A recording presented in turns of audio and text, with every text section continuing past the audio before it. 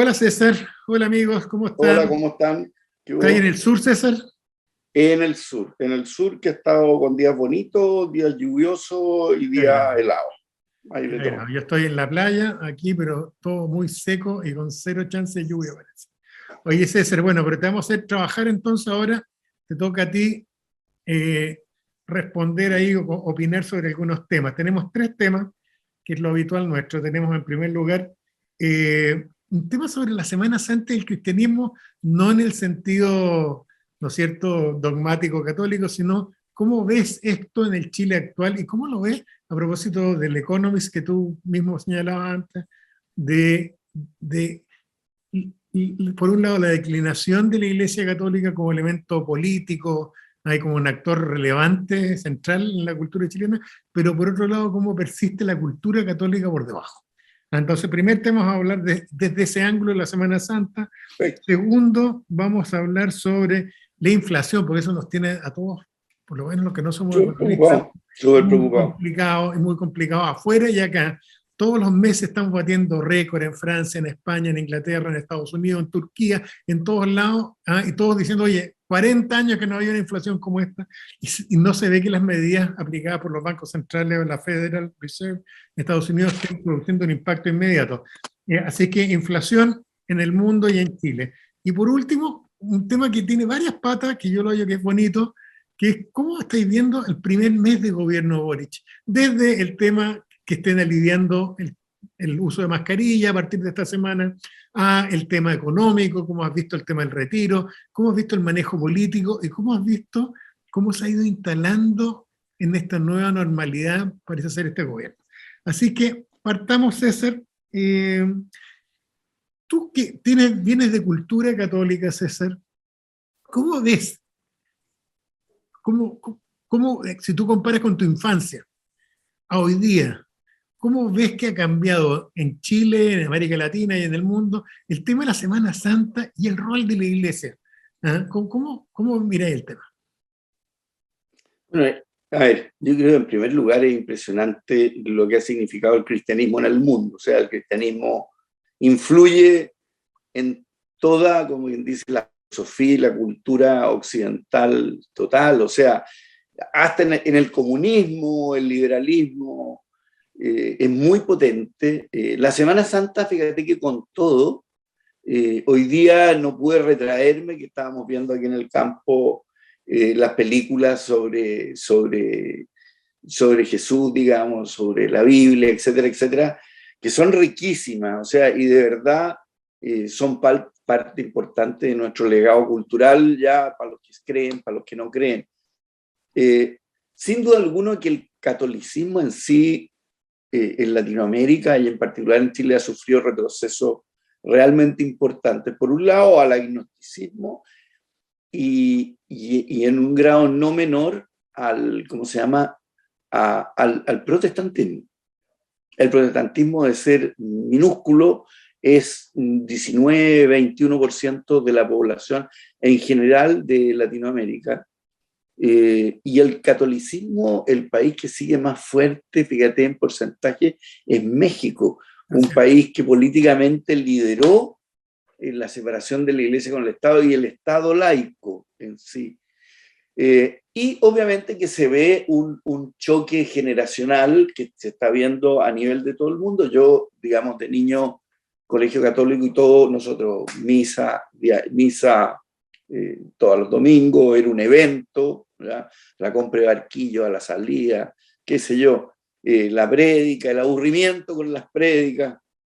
En el colegio una vez a la semana también teníamos, ¿verdad? Y a los que comulgaban les daban una taza de té y media marraqueta, porque había que ayunar 3 horas antes. Estoy hablando pre-conciliar, ¿ya? Con lo cual muchos se colaban sin haber comulgado y un cura entonces decidía en forma dictatorial quién había comulgado o no, o sea, y le sacaban a cachuchazos para afuera a aquellos que él creía que no habían comulgado. Pero yo creo que el sustrato todavía es cristiano, de una u otra manera, los términos que se escuchan, dentro de nuestra polarización, los conceptos son del cristianismo, o sea, la igualdad, el respeto al individuo, el respeto a los derechos humanos, no vale el ojo por ojo, sino que más bien, aunque La sea en dignidad forma humana. retórica, ¿no es cierto? No hagan lo que a ti no te gustaría, que el amor al prójimo. O sea, a pesar de todo, ¿ya? Culturalmente estamos, y yo te diría, varios pasos adelante, 1000 pasos adelante de lo que es el Islam.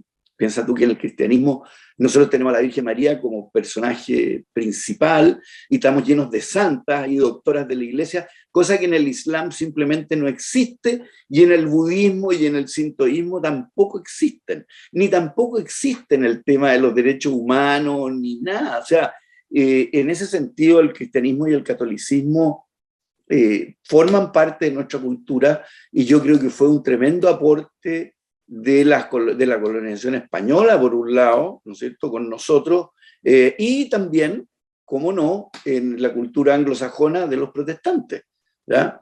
En las culturas autóctonas, el tema de derechos humanos, el tema de respeto a la mujer, el tema de una serie de cosas que nosotros tenemos como bagaje, simplemente no existen. Ahora, en el Economist viene una cosa bien notable, que Chile, fíjate, el que mayor porcentaje retrocede en términos de adhesión al catolicismo, y lo compara con las tasas de universitarismo. Entonces dice, hoy día, comparado con los años 90, que es más o menos lo que dice ahí, tenemos 4 veces más estudiantes en la universidad y tenemos 8 veces el ingreso que teníamos entonces.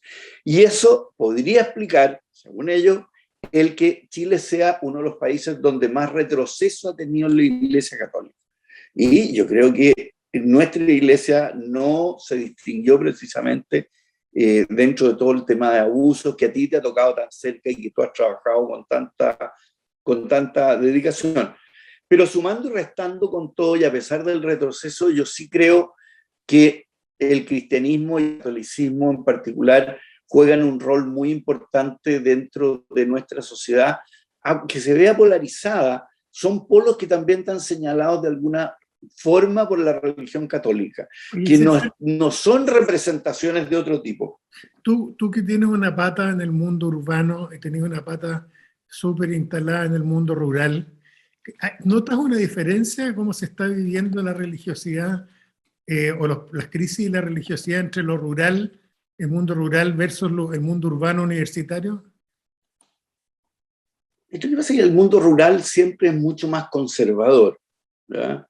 Las cosas llegan más tarde, las costumbres duran más, pero también yo te diría que la modernidad ha entrado con fuerza. O sea, el internet, todas las redes sociales, el automóvil, que es una cosa que a uno lo deja atónito. O sea, el automovilismo, como quien dice a nivel popular y en regiones, es mucho más notorio que en Santiago, porque no hay las carreteras o los caminos internos, los pueblos y las ciudades no están hechas para este nivel de modernidad que tenemos hoy día, ¿no? Pero en términos de religión, yo diría que es más o menos similar. La religión dentro del mundo rural, y cuando yo era chico, como la iglesia quedaba lejos y no había transporte, existía cuando estaban las misiones, cuando había como preocupaciones particulares, pero en general la iglesia estaba en los pueblos y pueblitos, pero la ruralidad misma, así en el campo, era lejos, en una época en que a lo más la gente tenía bicicleta, ¿ya? Sí, pues. Pero por supuesto que estaba la tradición fuerte, y la tradición de cómo nos saludamos y nos decimos adiós, y si Dios lo quiere, y hasta mañana si Dios lo quiere, y todas esas cosas que están metidas y que te las dice hasta el ateo más con tu más. Así Oye, que César, ¿y tú crees que ahí también esto tiene una variante generacional? A propósito, si tú miras tu generación de gente educada en colegios católicos, ¿tú crees que ahí hay una diferencia entre la gente de la edad nuestra versus los hijos? sí, de todas maneras, pero no solo en eso, Sí. en miles de cosas más. Otro análisis estupendo que hay ahora en el Economist, que yo lo recomiendo, es cómo los millennials piensan distinto de los baby boomers, que somos nosotros, y cómo los baby boomers han sido, al menos en Europa, los que han mantenido los sistemas políticos en el centro y que no se vayan a los extremos, porque casi todos los partidos de extrema derecha o extrema izquierda en Europa son de millennials. Tal cual. Increíble esa cuestión. Bueno, buen tema, César. Vamos a seguir también el tema de la religión en todos sus ámbitos, y yo concuerdo contigo que más allá, este era un país, yo creo que hasta los comunistas eran cristianos. Yo creo que Chile era un país que tiene y ha tenido sus raíces, pero metidas por todos lados, incluso con una penetración del mundo indígena potentísima, tanto el cristianismo evangélico como el cristianismo católico. Pero yo estoy de acuerdo contigo que es casi inseparable el cristianismo y el catolicismo de los genes nuestros como sociedad, digamos. Para bien y para mal, pero son parte de nuestros genes. Oye, César, ya, pasemos al segundo tema, que es un tema que a mí por lo menos, siempre hablo desde la ignorancia en esto, pero me complica porque uno, dentro de la imagen simplona que tienen los bancos centrales, uno dice, mire, tienen hoy día, desde que partieron con Bretton Woods para adelante y cosas, tienen hoy día unas llaves mágicas, entonces si se les dispara la inflación, apretan 3 tuercas aquí y la cosa se ordena. Y estamos viendo que eso no ocurre, y no ocurre en Estados Unidos, a pesar de las medidas que han tomado allá, no ocurre en las grandes potencias europeas, y desde luego en Chile. ¿Cómo ves, y de nuevo la pregunta que ya te la he hecho varias veces, cómo ves que está transcurriendo esto y qué es lo que nos depara afuera y en Chile, ¿no? El tema de la inflación? ¿Cómo lo estás mirando? Mira, es un tema mundial hoy día. O sea, Estados Unidos tiene un récord ya más del 8% anual, que es mayor, ya superó a la inflación más grande que tuvieron, que era en 1981, o sea, hace 40 años, en un mundo que estaba acostumbrado a no tener inflaciones, y en el cual el Banco Central, moviendo, como dices tú, unas pocas tuercas, subía o bajaba el ritmo y se mantenía dentro de estas zonas anclas que llaman, ¿no es cierto? Tengamos la inflación en un 2, Chile entre un 0 y un... ¿ya? Los bancos centrales en ese sentido fueron testeados duramente con la crisis del subprime a nivel mundial, ¿ya?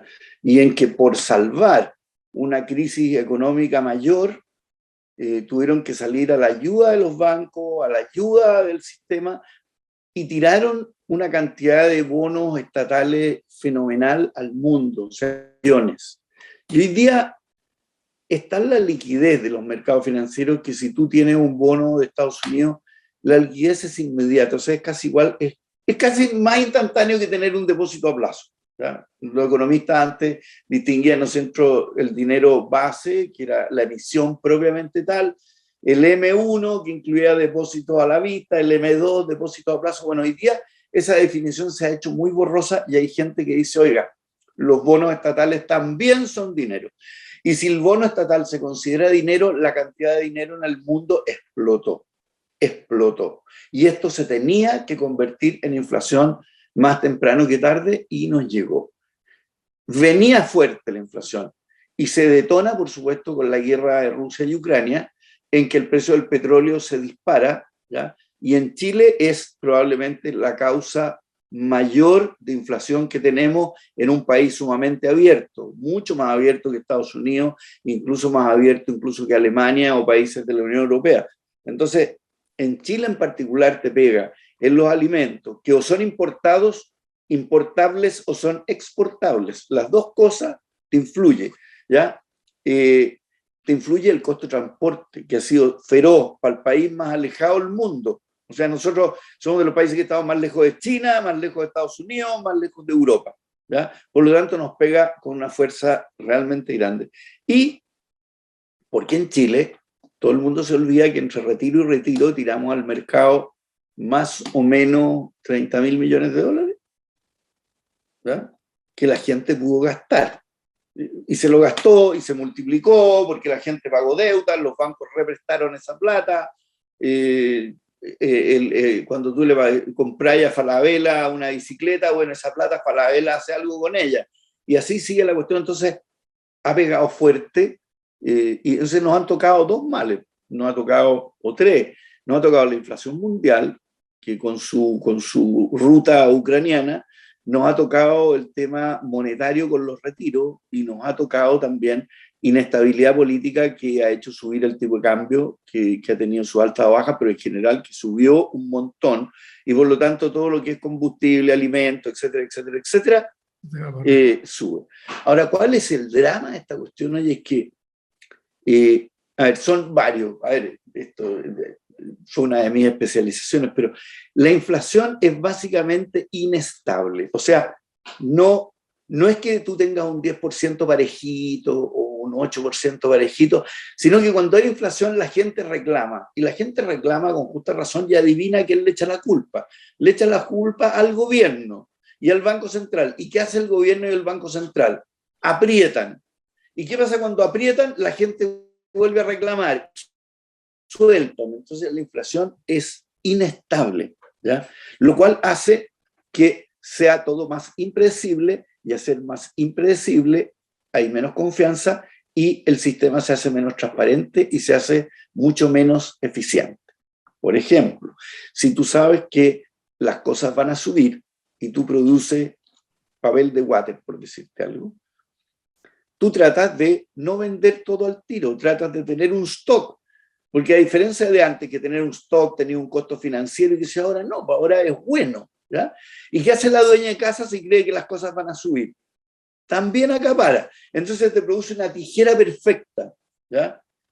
Que además es fluctuante, y la gente empieza a sufrir en el bolsillo. O sea, los 30 pesos hoy día del metro van a ser probablemente mucho más a futuro, y lo estás viendo en el precio del café, y en el precio del aceite, y en el precio de la harina, y en el precio del pan. Y lamentablemente le echan la culpa al tiro al gobierno de turno, independientemente que la culpa la haya tenido el sistema político, el parlamento, los presidentes anteriores, los gobiernos de Estados Unidos y de Europa y todo lo que pueda decirse. Y es una de las cosas que me preocupa, y la vamos a topar probablemente cuando tú me preguntes el tema que vamos a ver próximamente. Pero la inflación es pésima en términos que es un impuesto súper regresivo, César, porque ataca sobre todo a los más pobres. dentro de mi ignorancia, César, una de las cosas que uno intuye por la vida que tuvimos los baby boomers, que nos tocó vivir numerosas crisis y nos tocó ver el último periodo del mundo que tenía con la inflación fuera de control, ¿tú te acuerdas? Y cómo justamente entramos en ese periodo a punta de golpes, de efecto, para poder domesticar ahí este monstruito. Pero esto para mí es sinónimo siempre de mayor inestabilidad política, por lo mismo que estás diciendo tú. ¿A qué países crees tú que, por la posición que tienen, va a golpear más fuerte la inflación desde el punto de vista de inestabilidad política, crees tú? A ver, yo creo que Biden no la va a tener fácil, ¿ya? Y le va a pasar la cuenta. Los alemanes le tienen pánico porque los alemanes tuvieron hiperinflación en los años 20 y eso trajo a Hitler al poder, entre otras cosas, ¿ya? Para los chilenos, que veníamos con un sistema, que veníamos con inflación desde principios del siglo XX, es uno de los detonantes de la pérdida adquisitiva de la gente más pobre y de la clase media, que detonó los golpes militares del 25, ¿ya? Y si tú te acuerdas, que hemos leído en la historia, ¿no es cierto?, el gobierno de Ibáñez, el gobierno democrático de Ibáñez, después se disparó la inflación, vino la misión Klein-Sachs, tuvieron que subir el precio del transporte público y vino la revolución de la chaucha, ¿ya? Que yo la viví yendo acompañado con la Carmela Tapia al centro al dentista o al doctor, y había un militar con fusil en la puerta trasera de cada trole, ¿ya? Claro, O sea, debe haber sido súper grande para que hayan militarizado los buses, ¿ya? Pero políticamente, piensa tú en países que han tenido hiperinflación. Argentina, cómo caen los gobiernos, ¿ya? Bolivia, cómo caen los gobiernos, ¿ya? Brasil, ¿ya? O sea, Joe Goulart no cayó solo por... tenían componentes, porque es muy regresivo. O sea, a la gente que le pega la inflación más fuerte es a la gente más pobre, porque no tienen defensa, no tienen cómo, no tienen ahorro. Es una cosa muy agresiva, porque, y esto es una cosa que ustedes los economistas le dicen, y los legos y los que nos dedicamos a la opinología política no lo valoramos, y es que es muy agresivo sentir que tu ingreso se achica si tú eres pobre. Pucha, claro. O sea, yo creo que hay pocas cosas más agresivas que esas. Entonces tú estás en la línea de la pobreza y empezás a ver cómo sube la inflación, que no te sube el sueldo y se te achica. Pero Juan Pablo, pero la gente más pobre, piensa tú la clase media, profesional joven, 30 años, casado, sin hijos, que se compró un departamento, el 80% del valor lo debe en UF y cada mes su deuda aumenta un 1%, al año un 12%. Su sueldo ni de lejos va a subir esa cantidad. Y entonces empiezan las peticiones de aumento de sueldo, y cuando empiezan las peticiones de aumento de sueldo, sube el costo, ¿no es cierto? Primero, los empresarios ganan plata, porque son capaces de traspasar sus aumentos de costos de insumo y de mano de obra a precios, ¿ya? Pero cuando el Banco Central aprieta, cuando el gobierno aprieta, empiezan a no poderlo traspasar y se empiezan a pillar. O sea, la salida de la inflación es dolorosa y eso hay que tenerlo en cuenta y la gente se olvida porque hace mucho tiempo que no lo teníamos. 40 años, sí. Tal cual. O sea, hay 2 generaciones entre medio que no saben lo que es eso. Oye, César, ya vamos a seguir preguntándote de eso adelante porque claramente es un tema complejo que no nos va a dejar, no nos va a soltar la agenda. Oye, César, vamos al último tema y que tiene que ver con tu mirada, ya no de la instalación inmediata del gobierno de Boric. ¿Cómo has visto el primer mes del gobierno? Y básicamente, yo te diría en 3 áreas. Primero, en lo general político. ¿Has logrado instalarse como un gobierno que produce confianza o ha producido cierta inestabilidad mayor a la esperada? Segundo, en el tema genérico de las comunicaciones, porque han pasado algunas cosas que a mí me han sorprendido por ahí. ¿Cómo has visto el tema comunicacional? Tú le pegas harto al tema de comunicaciones. ¿Has visto que ha logrado proyectarse hacia la opinión pública y hacia la gente un estilo nuevo de gobierno o todavía eso está difuso? Y por último, en las tareas concretas, en el tema de Araucanía y delincuencia, ¿cómo los has visto? ¿Has visto que ya están planteando cosas o no, o están al debe en el tema de plantear soluciones concretas a esos temas tan urgentes? ¿Cómo has visto el tema del gobierno de Boric, César? Yo lo que me pasa es que yo soy boricista, fíjate, yo creo que ha hecho una cosa que volvió a darle categoría a la presidencia y es quedarse callado y que los ministros hablen y actúen y que sean los culpables en el fondo, que sean los tapones, los switch, que es como debe ser, ¿no? Así es. Y en ese sentido hay ministros que lo han hecho más bien y ministros que lo han hecho más mal. Y yo creo que ahí, lamentablemente, Isquia Siches, que podría haber sido la sucesora, no tiene la dimensión. Ahí tú ves, en cambio, cómo las virtudes romanas, esas de los políticos, las dignitas y las autoritas, se diluyen y en cambio sí surgen con fuerza Jackson y la Camila Vallejo, ¿ya? Claro. Como que le dan un centro.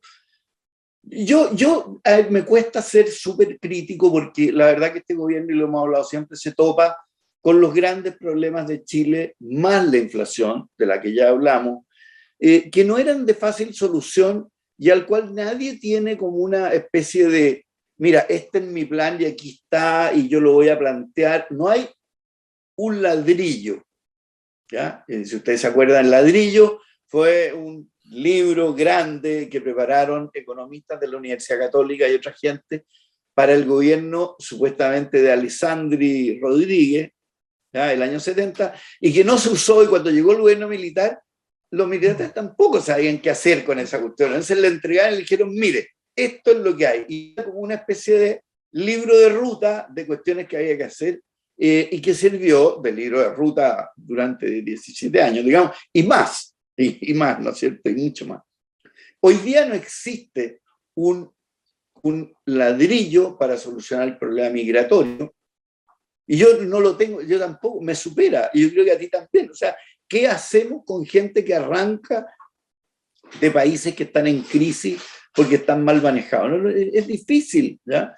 ¿Qué haces con el tema de la Araucanía? Que llevamos, ¿no es cierto?, 200 años o más, no sé, 100 y tantos años con el cuento ahí crudo. Y no es que hayan sido desde la guerra de la Araucanía, si el tema venía de mucho antes, ¿ya? Mucho antes. ¿Qué haces con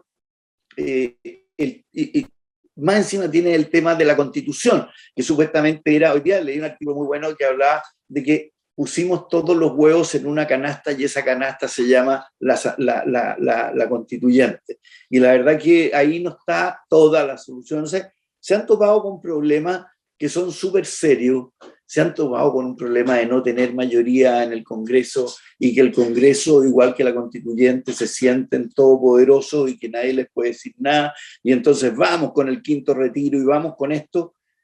Es muy difícil en este país que políticamente está tan desarticulado el que un presidente con mucha sapiencia o lo que tenga y carisma pueda arreglar. Entonces, yo no estoy desilusionado porque yo nunca creí que traían una receta buena para arreglar ninguno de todos estos problemas.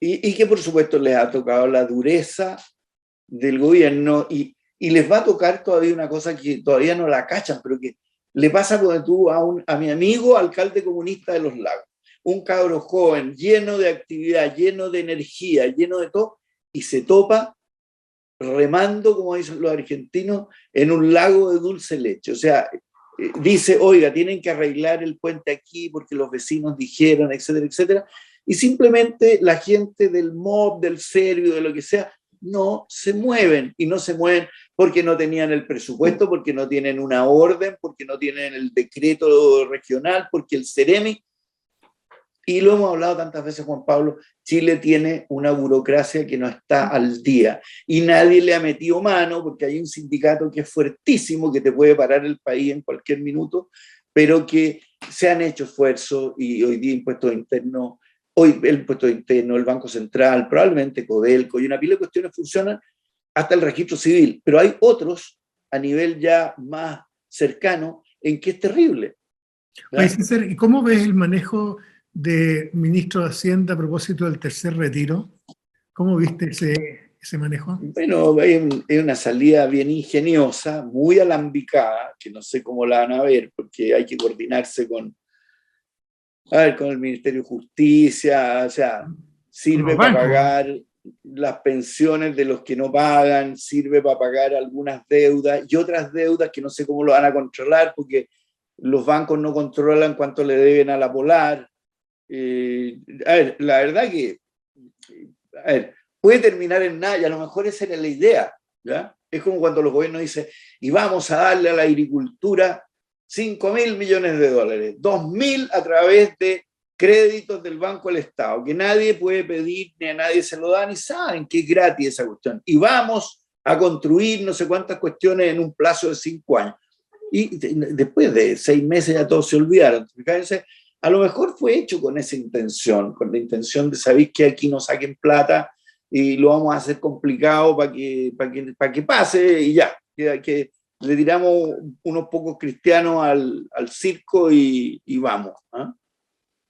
Pero, a ver, yo en ese sentido, yo con el gobierno soy, a ver, nunca pensé, yo soy más o menos, hay gente que es súper crédula, ¿eh? En política y en el amor son más confiados que San José.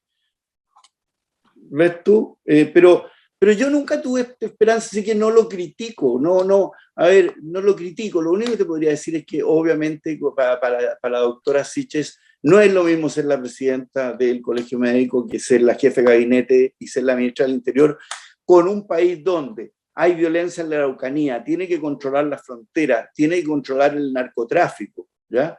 Que son cosas muy potentes, ¿verdad? ¿Ya? Y por otro lado tampoco han dado pasos como decir, ¿saben qué más? Liberemos la marihuana de una vez por todas en la zona central y acá está lleno de plantaciones de marihuana, hombre, lleno, ¿ya? Y la gente, para los pequeños agricultores de repente es una salida económica, ¿ya?